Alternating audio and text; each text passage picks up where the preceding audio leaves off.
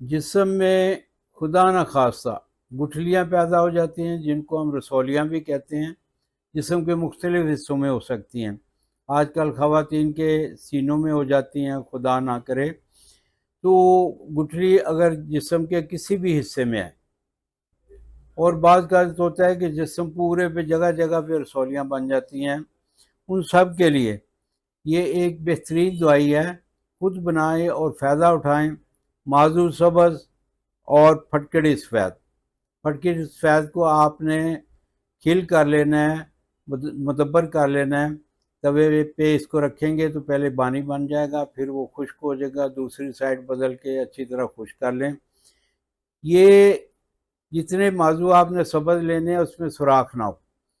जितने माजू लेंगे उसके बराबर वो फटकड़ी वाला पाउडर होगा। ये दोनों मिक्स करके बारीक करके रखें।